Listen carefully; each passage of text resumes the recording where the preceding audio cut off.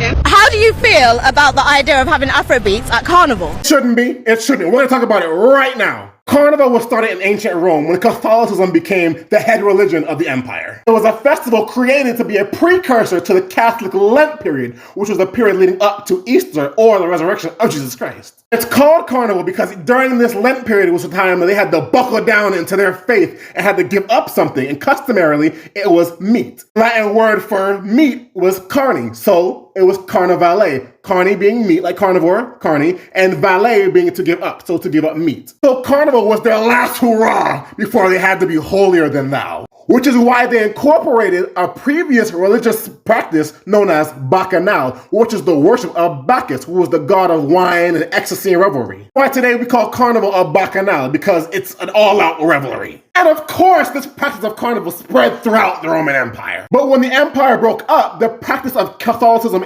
and carnival would remain in what was present-day Europe. And it was said Europeans that would then bring this practice of carnival to the Americas. It was the French who introduced carnival to the Caribbean and to the US. That's why there's Mardi Gras in New Orleans.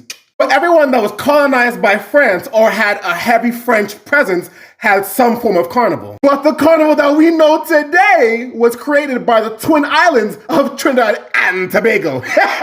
Also, happy Independence Day, TNT! Trinidad! Where are my people? Now to say again, the carnival that we know today started in Trinidad and Tobago. You know, the costumes and the bands and the road march, the Soca Monarch and the steel pan and the limbo and the panorama.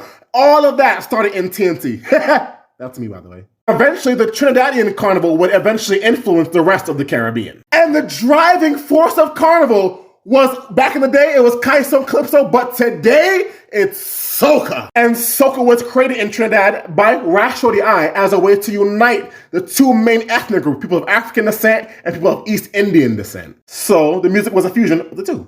And when people started to immigrate out, they took their culture and their music with them. Specifically, the Windrush Generation, who took this Kaiso, this Calypso, this Soca, and used it to mold the Notting Hill Carnival in London that we have today. And these Caribbean expats used Notting Hill Carnival as a way to have a piece of home wherever they were, but also as a gift to their British-born offspring. Now, Afrobeats really took off in the early 2010s with names like Fuzu DG in London because of the heavy West African population living in the country. And today, it's now one of the biggest genres in the world. But that does not mean it should be incorporated into a Caribbean festival. Because even though Afrobeats is related to Caribbean music, it is not a Caribbean genre. I'm not saying Africans shouldn't go to Carnival, because we all should go. But they shouldn't expect non-Caribbean music at a Caribbean festival. Okay, bye!